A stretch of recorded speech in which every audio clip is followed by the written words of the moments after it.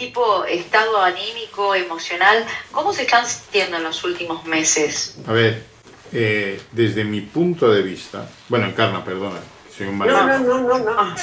No. Di, Jacinta. No, empieza tú. Yo estoy muy revuelta, pero no últimamente. Yo llevo ya mucho tiempo muy revuelta. Bueno, esto para empezar... Muy revuelta emocionalmente, pero porque me siento muy, por supuesto, por mis circunstancias personales y también por todo un poco, yo me siento muy de tránsito.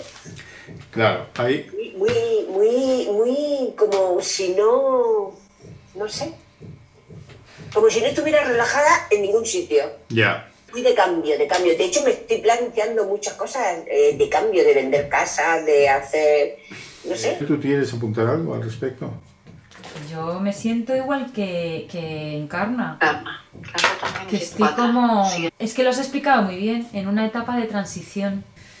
Creo que es una etapa en la que tengo que desechar muchas cosas y en la que me tengo que reafirmar en otras en las que yo todavía no andaba con paso firme. Pues como el tema familiar, el tema de amistades, el tema laboral, es que claro, abarca todo. O sea, es replantearte la vida entera en base a los acontecimienos que nos han traído hasta aquí, ¿no? Que son tremendos, por otra parte. Personales y transpersonales. Ayer lo comentaba que estamos viviendo una etapa, hablando de los ancestros y de los patrones que venían heredándose de padres, abuelos, hijos, la memoria celular, etcétera. Digo, pues no es por nada, pero en mi sentir está como que hemos pasado una guerra civil ahora mismo. Porque ahora mismo me junté el otro día con unas 4 o 5 amigas y estas mujeres era como qué bien poder hablar en tranquilidad, porque no me hablo con mi hermano, otra no se hablaba con no sé quién, otra no se hablaba con no sé cuántos, amigos que nos habían dejado de hablar, nos habían bloqueado en Facebook, porque tenemos disparidad de opiniones y de repente se ha generado un cisma ahí de unos contra otros, que es una auténtica guerra civil en pequeñito, pero entre comillas, de hermanos contra hermanos. Totalmente de acuerdo. Y es brutal luego las consecuencias que genera todo eso. Entonces, claro, te lo tienes que replantear todo. Entonces yo me imaginaba en la guerra civil, pues aquí, que la hemos sufrido, cómo la gente ha tenido que replantearse todo. El no poder hablar tranquilamente de ciertas cosas delante de según sabe uno quién. Una amiga precisamente nos comentaba eso, dice, es que me encontré en mitad de una lectura dramatizada, esa sensación, ella fue súper honesta y le dijo, es que me da la sensación que no queréis trabajar conmigo, y perdí el trabajo. Y es fuerte esto, porque el director la había dirigido en otros montajes, había escrito para ella, o sea, era amigo íntimo.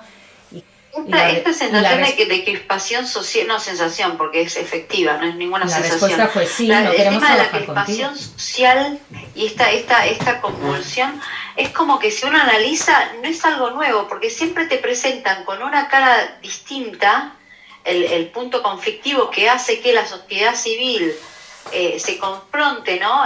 Se generen como bandos. No es algo nuevo, ¿no? Además es binario, quiero decir, es o mal o bien. Y ahora ha pasado con por ejemplo, el tema de Hollywood del Will Smith. O sea, ¿quién coño somos nosotros para juzgar lo que ha hecho ese hombre? Esa hostia está muy bien dada, hombre. Pero ni para bien ni para mal. ¿Quién coño somos nosotros para juzgar? ¿Quién sabe qué le pasa a Will Smith por la cabeza? ¿Cómo es su relación? ¿Qué pronto le ha cogido? O sea... Bien. Lo que digo siempre, si tú apuntas con un dedo, 3 que apuntan a ti. Y si enjuiciamos a la gente, pues, ¿qué esperamos? Que no nos enjuicien. Pero es que además ya era repetido. O sea, vemos además más la falta que luego el hecho de que se ha arrepentido con lágrimas en los ojos. ¿Eso no lo vemos? ¿No vemos la falta que ha cometido el otro diciéndole a la señora una ordinariez que no viene a... Claro, o sea... Bueno, bien, en fin. vamos a hablar de por qué pasa esto, astrológicamente, ¿vale? Y nos tenemos que remontar al inicio de todo esto, que son finales del 2017, en el que Saturno entra en Capricornio y se une a Plutón, ¿vale? Que entró en el 2008. En el 2008 entra Plutón en Capricornio y años más tarde entra Saturno en Capricornio, con una particularidad muy importante, que los planetas exteriores, bueno, Neptuno está en Piscis, ya lleva un tiempo ahí, Urano está preparando su pasada a Tauro, está en los últimos grados de Aries, ¿vale? ¿Qué significa todo este panorama? Bueno, de todos es sabido, de todas vosotras es sabida, que la relación entre Capricornio y Aries no es linda, ¿no? ¿Por qué? Bueno, porque Capricornio tiende a montar estructuras y Aries yo creo que... A darle cabeza. A darle, sí, a directamente tomar acción y... Vale, ¿cómo veríais de forma social la figura de Capricornio por un lado y de Aries por otro? Pues de forma social, pues Capricornio muy cumplidor, muy siguiendo las normas, muy, pues eso, muy estructurado, y Aries impulsivo, muy... Muy bien. Yo lo pondría como un juez o un funcionario contra... Vale, justo eso le iba a preguntar. Artista. Eso le iba a preguntar a Rebeca. Dime qué tipos de personajes en la sociedad serían Saturno y qué tipo de personajes serían Aries. Los políticos encarnarían mucho más esa imagen de Saturno. Los guardianes, los jueces, por ejemplo, también los vería ahí. Los que quieren que se cumplan las normas a toda costa sin entrar en valores, sin entrar en los porqués. No, esto tiene que ser así, porque yo digo que es así, punto. Entonces, a mí lo que me molesta es que no se vea la circunstancia de cada persona, que se entienda la motivación o de dónde viene el conflicto. Sí. Y con la gente Capricornio me cuesta mucho eso porque no les veo empatía, por decirlo de alguna forma. Vale. O sea, ¿crees que Capricornio no tiene empatía? Bien. ¿Y Aries? Aries es muy egoísta, la verdad, tiene su propia empatía, pero sí que es cierto que se posiciona más, no es tan rígido en ese aspecto. Vale. Vale, ¿qué conflicto es entre Aries y Capricornio? Aries quiere como accionar, ¿no? Emprender, iniciar, y Capricornio quiere mantener, estructurar, afianzar. Bien.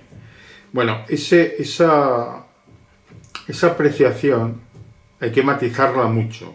¿Por qué? Porque los dos son signos cardinales. ¿Qué significa esto? Que son... Los dos son iniciadores. Emprenden. Emprenden, O sea, sí. vale. Entonces, fijaos una cosa. Hay una cierta simbiosis que se necesita en cualquier estructura social para poder mantenerla. ¿Qué significa esto que he dicho? Esto de simbiosis yo no lo entiendo. Vale. ¿Me lo puedes explicar? Sí, la palabra simbiosis tiene que ver con la cualidad que tienen los integrantes de cualquier ecosistema en generar ayuda directa o indirecta a otro integrante. Decimos que entramos en simbiosis, por ejemplo, ¿visteis los pajaritos esos que están encima de los búfalos? Los búfalos le protegen al pajarito y el pajarito a cambio lo desparasita. El búfalo le provee de comida, de esos parásitos, y de seguridad. Porque nadie va a ir a comerse un pajarito cuando está encima de un búfalo. Porque es un bicho que impresiona bastante, ¿no? Entonces, ¿qué ocurre? Que el búfalo le da protección y alimento, el pajarito le desparasita, el pajarito le acicala, proporcionándole salud, porque le quita garrapatas y elementos que podrían perjudicarle. Eso es una simbiosis, ¿vale? Entonces, ¿qué ocurre? Que para que el sistema se mantenga necesitamos una simbiosis. Es como una relación de dependencia, pero No. ¿Un win-to-win? O dependencia. No, Guadalupe, no es dependencia, es apoyo. Es beneficio mutuo. Claro, es lo que dice Isabel, que mete la nota esta de coach, win-to-win. ¿No? Todos ganamos, ¿vale? Yo entiendo que hacen falta las dos energías, ¿eh? Yo si tuviese que decirle a alguien que me administrase mi dinero, sería un Capricornio. Vale, esa relación de dependencia no existe, no es tal. Es una relación de ayuda mutua, de colaboración. En los ecosistemas, todos los seres colaboran unos con otros, no compiten. Eso que nos han dicho de las leyes darwinianas de competición y de que el más apto, el más adaptado gana y le pisa el cuello, eso es mentira. ¿Vale? Eso es mentira y hay cientos de estudios y de informes científicos que desmienten eso. Pero es muy importante esto. ¿Por qué? Porque esto genera una filosofía social de competición que genera un montón de estrés que es el foco de muchas de las enfermedades, ¿vale? Entonces, que entendamos claramente que los bichitos no compiten entre sí es fundamental, porque si eso lo traspasamos a la mecánica humana, vamos a poder desestresar a mucha gente, si lo entendemos bien. O sea, nosotros como humanos funcionamos mejor colaborando unos con otros que compitiendo. Pero por cierta dinámica social, de un sistema social fundamentalista y absolutamente autocrático, ¿vale? Nos han vendido que el más apto puede pisarle la cabeza a cualquiera. ¿Para qué? Para que el capitalismo tal como funciona siga funcionando. No el capitalismo en sí, el neoliberalismo, que es otra película en la que está inmersa el capitalismo, ¿vale? Pero si la competencia la utilizas como, perdón, una pregunta, si la competencia la utilizas como desde un lugar para tomar impulso e imitar del otro una cualidad no, mi amor, que el otro hace bien para superarte. No, mi amor, eso se llama superación, se llama motivación, no se llama competencia. Es inspiración, motivación. El problema es que tú te puedes superar y puedes ser cada vez más eficiente y mejor persona sin necesidad de pisarle el cuello a nadie. No, eso es otra cosa. ¿Entiendes? Eso es la competencia. La competencia es le pego un codazo a mi compañero, o ¿visteis El Cisne Negro? La película de la peli, sí. Vale, eso es competencia. Claro. ¿No? O sea, cuando le pega un empujón a la bailarina y le jode la vida, eso es competencia, eso no es superación. ¿Vale? Es más, todo el tema de la competencia, una de las principales víctimas es el competidor, porque como os digo, empieza a generar un estrés crónico muy difícil de desarticular. Entonces intentemos entender el mundo como un lugar de colaboración, de simbiosis, e intentemos cambiarlo. Una de nuestras funciones importantes como sujetos relacionados con la astrología es nuestro potencial de cambiar el mundo con cada consulta, con cada razonamiento que le hagamos a alguien, con cada cosa que le aportemos. En ese sentido, aunque esto os parezca una exageración, os estáis convirtiendo en superheroínas porque vais a poder salvar el mundo cuando empecéis a trabajar de esto. Trabajar o asesorar a una persona, a un amigo o a vosotras mismas, ¿entendéis? Vais a poder cambiar el mundo. Entonces, dicho esto, todo sistema necesita una colaboración. Entonces, Saturno, si lo vemos como la figura del patriarca oligárquico que mantiene a la sociedad en funcionamiento, por más que esté en cuadratura con Aries, necesita de su colaboración. ¿Qué significa esto? Que las fuerzas activas de la sociedad representadas por Saturno, o sea, como habéis dicho por ahí, los políticos, los jefes, los que mandan, necesitan colaborar con Aries. ¿Quién sería Aries? La policía, las fuerzas represoras, el ejército, todo eso sería Aries. Los bomberos son Aries. Y todas las fuerzas policiales son de Aries. ¿Eso lo entendéis? Pues a mí no me gustan las fuerzas policiales. Bueno, a ti no te gustarán, pero esto es lo que... ¿Los militares también son Aries? Sí, los militares también son Aries. ¿Cuál es la función de Aries, Encarna? Por ejemplo, ¿cuál es la función de Aries en la sociedad primitiva? ¿Os acordáis cuando yo os decía, las primeras sociedades son matriarcales? Porque, a ver, seamos sinceros, ¿vosotras conocéis a algún hombre que se le pudiera ocurrir la idea de un granero o de ahorrar? Eso es un tema femenino. Entonces yo os comentaba al principio, prever en la alimentación, sobre todo, es de Cáncer. Está en el eje, sí, pero es de Cáncer. Es femenino. Mamá es la que guarda, la que protege. A ver, si vosotras os hacéis un poco de historia, mamá es la que dice, no te lo comas todo, guarda esto para más tarde, es la que nos invoca de alguna forma la energía del ahorro. Pero eso es una madre capricorniana, porque normalmente te dicen, cómetelo todo. Bueno, pero sí, pero todas las madres te dicen que te lo comas todo. Pero, y todas las madres también te dicen que tenés que ahorrar. Claro, ese es el mensaje de la madre, ¿no? Entonces, ¿qué es lo primero que necesita el poblado? El poblado necesita un orden social matriarcal. ¿Por qué matriarcal? Porque tiene que ser un orden social de cuidado, ayuda y contención. No de, venga chicos, iros todos a la guerra. Porque si no, al final no queda ninguno. Y nutrición. Bueno, pero Claro. Aries también estuvo muy presente en esa etapa de nomadismo, de abrir camino, ¿no? Era el Claro. el primer guerrero que Por eso veía está el y primer oteaba el signo. horizonte Claro. para ver dónde asentarse, dónde había comida, Claro. dónde todo. Los signos de fuego son todos nómadas.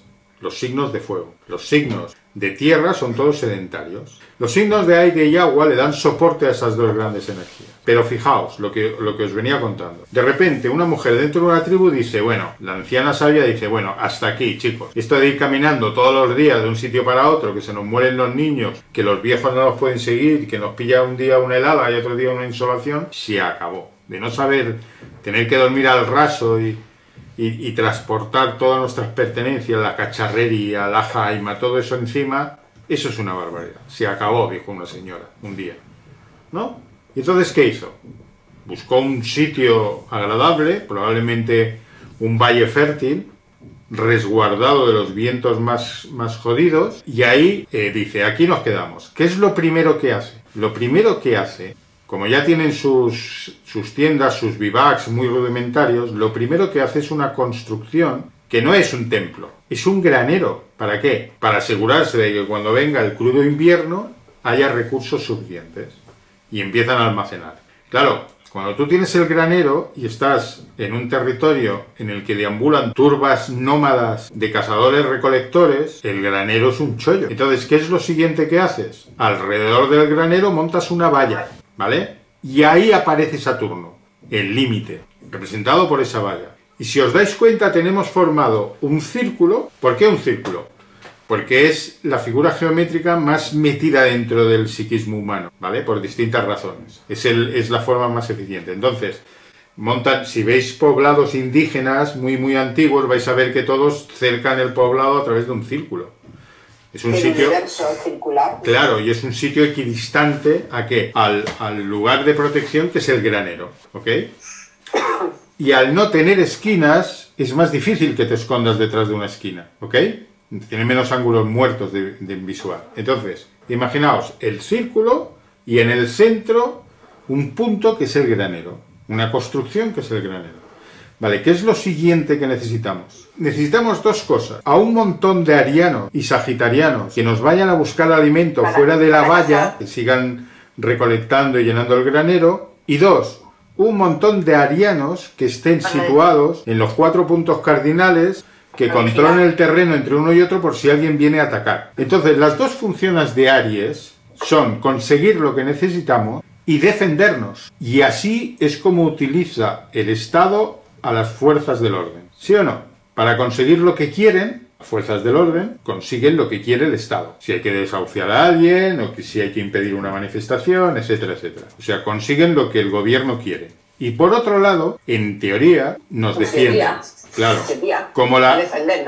como la sociedad está basada en el capital, lo que defienden las fuerzas del Estado es el capital. Dejaron hace tiempo de defender a las personas. Empiezan a defender al capital. Entonces, si ven a un chaval de etnia gitana con mala pinta, pues lo van a detener, no porque ese tipo pueda romper algo, sino porque puede robar algo, ¿no? Está la figura del ladrón ya muy sesgada, ¿no? Entonces, lo primero que necesita Capricornio, que es el que está arriba del todo y es el que manda y es la estructura social, es, lo primero, arianos que protejan, defiendan y consigan lo que la sociedad necesita. Segundo, taurinos, y aquí tienes que pensarte quién tiene que administrar tus finanzas, taurinos que administren los bienes. ¿Por qué taurinos? Porque son los que más los van a hacer crecer. De hecho, el gran pecado de Minos es la codicia. El gran pecado de Tauro, ¿no? Entonces, los taurinos suelen ser los que mejor hacen crecer las finanzas, ¿no? Son los grupos financieros, los bancos son de Tauro, etcétera, etcétera. Luego, ¿qué necesitamos? Necesitamos escuelas, información, necesitamos a Géminis. Entonces, vamos a montar una escuelita donde instruir a los niños tanto en darse mamporrazos como en distinguir semillas, en procesar y hacer cosas útiles, hacer herramientas, tal. Y también, obviamente, instruirlos ¿en qué? En la defensa. Porque eran tiempos, recordad que estamos hablando de los albores de los asentamientos sociales. Entonces ahí toda la población tenía que poder defenderse. Entonces a los niños se les instruía en defensa y el ataque, obviamente. Eso es Géminis. Géminis se pone ahí a educar, ¿ok? Y luego a inculcar valores familiares. Que los pequeños clanes dejen de estar mirándose el ombligo y generen un clan mayor que llamamos poblado, ciudad, sociedad, tribu o lo que carajo sea. ¿Lo entendéis? Bien, ese proceso es el proceso natural de crecimiento del ser humano. Es fuego, tierra, aire y agua. ¿Qué ocurre? Que lo que tú no ves, lo que no estamos viendo, es que el primer fuego de todos, en este proceso que os estoy diciendo, no es ariano, no es verdad, es sagitariano. El ser humano era nómada. Entonces, lo que marcaba al ser humano era el nomadismo sagitariano. El vamos a ver qué hay detrás del horizonte. Eso es lo que marcaba al ser humano, Sagitario. De Sagitario se pasa al sedentarismo en el signo de Capricornio. Del signo de Capricornio se pasa a montar estructuras sociales a través de Acuario. Y cuando esas estructuras sociales ya están montadas, entonces me puedo dedicar a irme a una estructura mayor que es la divinidad, a fundirme con Dios. Me puedo dedicar a inventarme ídolos y dioses y de todo lo que haga falta, ¿vale? Yo os lo he contado desde Capricornio a Aries para que entendierais lo que estoy hablando de los signos cardinales y la simbiosis. Hay una relación exenta a todo esto, que es la de los símbolos de los signos cardinales. Capricornio, Aries, Cáncer y Libra, ¿vale? Entonces, ¿cómo va la vaina? Bueno, la vaina va Aries, conquista algo, es algo que se materializa en Cáncer, empieza a relacionarse con el entorno en Libra para montar una sociedad en Capricornio. Cáncer es la corporización. ¿Os acordáis que decíamos que las almas entraban por la puerta de Capricornio y se encarnaban en Cáncer? ¿Os acordáis? Que es la concepción. Y también salen por Capricornio, ¿no? Y nos vamos por donde venimos, sí, por el eje Capricornio-Cáncer. Sí, por ahí vuelven. ¿Como la primera conciencia de tener del tribu, Cáncer? Como cuando ya sí, absolutamente.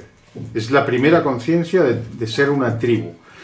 Es una conciencia, además, que se tiene que expandir más allá del seno familiar. De hecho, las primeras civilizaciones no estaban formadas por familias, estaban formadas por clanes. ¿Qué diferencia hay entre una familia y un clan? Que en el clan podían entrar elementos que no eran de sangre. Por ejemplo, imaginaros, Zaida, que está armada, la vemos con un arma ahí, con un tenedor, creo que parece. Si me salva la vida con ese tenedor, tiene derecho a entrar en mi clan y ser protegida y ser cuidada por mi clan, aunque no tenga nada que ver con mi sangre. ¿Me entendéis? O sea, antiguamente las familias eran más operativas, eran clanes más operativos. ¿Por qué?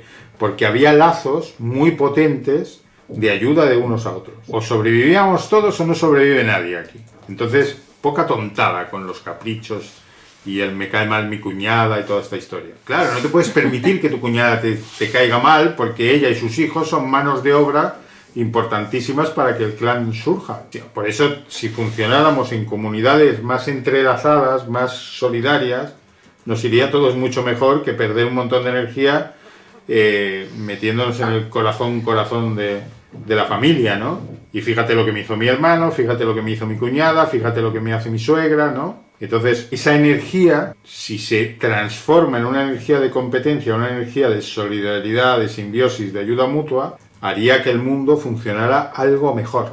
Pero claro, competencias significa también ambición desmedida, significa envidia, significa codicia. La competencia, siguiendo esta reflexión, no tiene ningún aspecto benévolo o benevolente, digamos. Sí, claro que lo tiene. Todo lo que sean competencias deportivas tiene un componente benevolente. Donde lo ves mejor esto, probablemente en una de las competencias en que lo ves mejor es el rugby. Salen, están a matar, pero cuando se van del terreno todos se saludan, se abrazan y se dan la mano. Entonces, ¿para qué sirve una competencia, una competición? Para ejercitar instintos y cualidades físicas que nos predisponen mejor a la defensa, a la colaboración y a todo eso.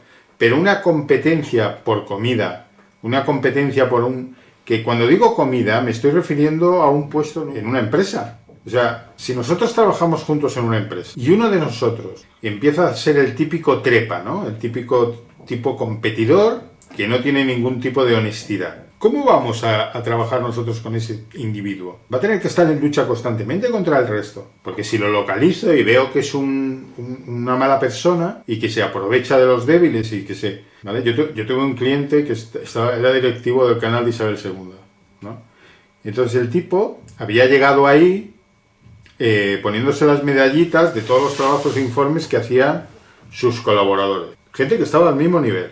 Entonces inmediatamente lo pusieron como jefe de grupo, ¿no? Y luego sistemáticamente todo error que había era de otro y todo acierto que había era suyo. Entonces llegó a ser una persona tan odiada que vino a consulta diciéndome que sentía el odio pegado en sus espaldas, literalmente. Pobre hombre. Que sentía cómo lo miraba todo el mundo con odio porque él había triunfado. Luego, claro, cuando te pones a hablar de cómo ha triunfado... Pero ¿y él mismo admitía eso y no se daba cuenta era narcisista primario. Vino a consulta obligado por la mujer.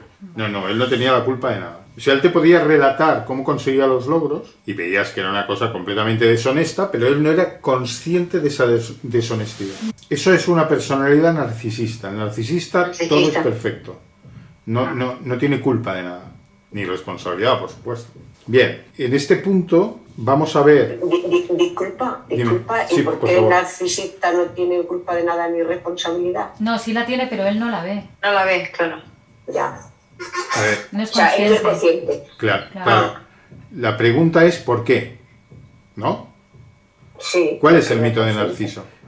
Narciso nace fruto de la unión de un dios, acertad quién, Zeus, el de siempre, con una ninfa. Inmediatamente la ninfa pierde los agasajos y las zalamerías del dios, porque es un dios muy inestable, digamos, va de flor en flor, como los colibríes. Entonces nace ese hijo, que claro, fruto de un dios, imagínate, guapo no, lo siguiente, o sea, un chaval maravilloso. Entonces la madre, y aquí esto es muy importante, se enamora locamente de Narciso. ¿Y qué hace? No se le ocurre otra que vallar toda la casa con un frondoso seto para que no se pudiera ver ni de dentro afuera ni de fuera adentro, y criar a Narciso ahí. Entonces, claro, es su hijo único, favorito, maravilloso, y la madre le da todo lo que el niño quiere y no le niega nada. Entonces, ¿qué responsabilidad va a tener un sujeto así? Si todo me lo da mamá y mamá me dice que todo lo que hago es perfecto. ¿Qué tipo de responsabilidad voy a tener? ¿Qué pasa? Que cuando tenga 30 años alguien me va a decir, esto lo has hecho mal. El niño le va a decir, mira, bonito, yo llevo 30 años haciendo cosas y no he hecho nada mal en 30 años. Con lo cual ahora no me vas a venir tú a decir que esto lo he hecho mal. ¿Lo entendéis? Se debe a una excesiva protección y mimo. Sí. Y capricho. Sí, pero cuidado, que esto no parezca una cruzada contra las madres. La culpa no es de la madre. La culpa es de la falta de conciencia del hijo. O sea, la culpa es de la madre, pues ponle hasta los 14, 15 años. Pero después tú como sujeto te aferras a ese mamá me lo da todo. Podías coger como Buda y largarte, porque Buda también era un narcisista primario, hasta que se fue del palacio y cambió. Sí, pero ¿cómo haces para cambiar? Quiero decir, para tomar... Porque primero tienes que tomar conciencia de que... Valorarte como sujeto. Claro, pero si tu madre no te ha dado esas herramientas para valorarte y te lo da todo hecho, ¿cuál es el origen de que tú te valores? ¿Cómo lo haces? Claro, Bueno, pues también ni conoce esa posibilidad de sujeto, porque como dice Isabel, se crió así, no sé. Sí, pero la vida siempre te pone en vicisitudes, en traumas, en momentos en que tú puedes reaccionar. Sí, pero...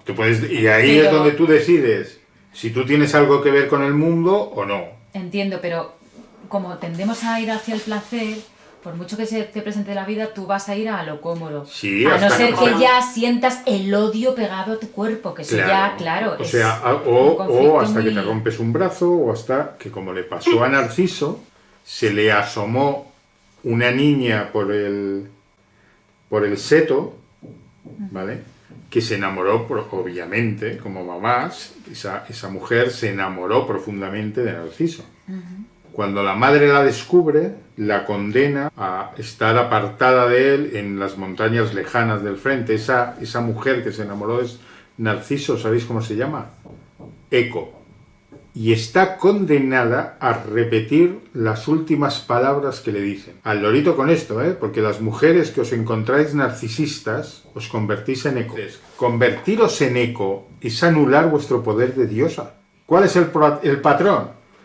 Tipos que vienen de familias guays económicamente, con potencial económico, que montan bien o llevan la empresa de sus padres o montan una nueva que les va de puta madre, que tienen mujeres bailándoles el agua. Tipos tremendamente seductores y exitosos que le dan el anillo de pedida y la visa oro a las chicas. Y las chicas no hacen más que repetir las últimas palabras del narciso de turno. ¿De quién es esa mujer y cuál es su mayor pecado? Su mayor pecado es enamorarse de un tipo excesivamente pagado de...